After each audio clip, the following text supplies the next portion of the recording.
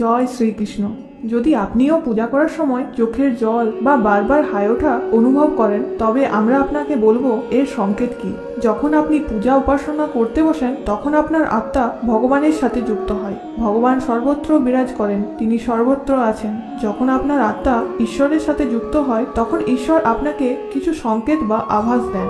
কিন্তু আমরা এই সংকেতগুলিতে মনোযোগ দিই না এবং বুঝতে পারি না যে ঈশ্বর আমাদের সকলের সাথে সংযুক্ত। যখন আমরা পূজা পাঠ করি, তখন আমাদের চারপাশের পরিবেশ শক্তিতে ভরে ওঠে। আমরা যতই দুঃখ বা মানসিক চাপে থাকি না কেন, আমরা পরম আনন্দ অনুভব করি। এই ইতিবাচক শক্তির প্রভাব এমন হয় যে অনেক সময় ছাত্রছাত্রীরা পড়াশোনার সময় দেবী সরস্বতীর ধ্যান করে, যার ফলে তাদের চোখে জল আসে এবং তারা বারবার হাই ওঠা অনুভব করতে শুরু করে, যার মানে হলো যে ছাত্রছাত্রীরা দেবী সরস্বতীর আশীর্বাদ পাচ্ছেন। আমরা যখন ভগবানের কোনো মন্ত্র শুনি বা ভগবানের গান আরতি শুনি, তখন আমাদের শরীরের প্রতিটি ইন্দ্রিয় সজাগ হয়ে যায় এবং আমাদের চোখে জল ঝরতে থাকে। বাইরে থেকে দেখে অনেকে আপনাকে দুর্বল মানুষ ভাবতে পারে, কিন্তু কান্নার কারণে ভগবানের প্রতি আমাদের বিশ্বাস অটুট হয়ে যায়। আপনিও যদি ভগবানের পূজা পাঠ করার সময় এই সংকেতগুলি পান, তাহলে বুঝবেন ঈশ্বর আপনাকে কিছু ইঙ্গিত দিচ্ছেন, ভগবান আপনাকে কিছু বলতে চান। বন্ধুরা, আপনি যদি ভগবানের পূজা পাঠ, উপাসনায় বা ধ্যানে বসে থাকেন এবং আপনার চোখ থেকে একটানা জল পড়তে থাকে, তবে এটি আপনার আত্মা ঐশ্বরিক শক্তির সাথে মিশে যাওয়ার সংকেত। এমন সময়ে ভগবানের কাছে যা মনের ইচ্ছা তাই চাইতে পারেন, ফল অবশ্যই পাবেন। অনেকে একে কাকতালীয় বা মনের দুর্বলতা ভেবে ছেড়ে দেয়, কিন্তু এই সময়ে ভগবানের কাছে আপনার ইচ্ছার কথা বলা উচিত এবং আপনার দুঃখ থেকে পরিত্রাণ পেতে প্রার্থনা করা উচিত। চোখের জল আপনার মন শুদ্ধ হওয়ার সংকেত। আপনার মনের পাপ ও অশুদ্ধ চিন্তা প্রার্থনায় চোখের জলে বেরিয়ে আসে। প্রদীপের শিখা।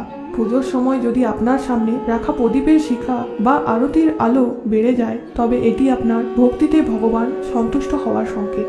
এমন অবস্থায় আপনার ইচ্ছার কথা ভগবানকে জানাতে হবে। ধূপের ধোঁয়া।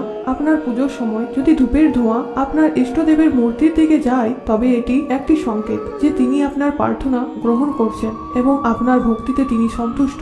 ইষ্টদেবের ধ্যান করার সময় যদি পূজার ফুল আপনার দিকে গড়িয়ে পড়ে, তবে এটি একটি সংকেত যে ঈশ্বর আপনার প্রার্থনা স্বীকার করছেন আর খুব শীঘ্রই আপনি তার ফল পেতে চলেছেন। শিবের পূজা ও আরতির সময় যদি গোমাতা বারবার দরজায় আসে, তবে তা একটা ভালো সংকেত। গরুকে পুজো করুন, তাকে রুটি খাওয়ান এবং গোমাতার কাছে আপনার ইচ্ছার কথা জানান। বারবার হাই ওঠা। আমরা যখন কোনো দুঃখ কষ্টে ভগবানের উপাসনা করি, তখন আমাদের মনে একটা দ্বৈত মানসিকতা, অর্থাৎ না পুরোপুরি ভগবানকে বিশ্বাস করতে পারি, না পারি অবিশ্বাস করতে, যার কারণে মন কখনো শান্তি পায় না, যার ফলে বারবারই হাই ওঠে ও ঘুম আসে। তাই আমাদের উচিত সম্পূর্ণরূপে ভগবানের শরণাপন্ন হওয়া, ধ্যানে যাওয়া। আপনি যখন পূজা করেন বা জপ করেন, তখন আপনি ধ্যানে যান এবং আপনার নিজের সাথে সংযুক্ত বোধ করেন। এটিও একটি সংকেত যে উপাসনা প্রার্থনা স্বীকার হচ্ছে এবং ভগবান শীঘ্রই আপনার ইচ্ছা পূরণ করবেন। বন্ধুরা, আশা করি ভিডিওটি আপনাদের সবার ভালো লেগেছে। যদি আপনাদের ভালো লেগে থাকে, তাহলে লাইক করুন এবং আপনার বন্ধুদের সাথে শেয়ার করুন।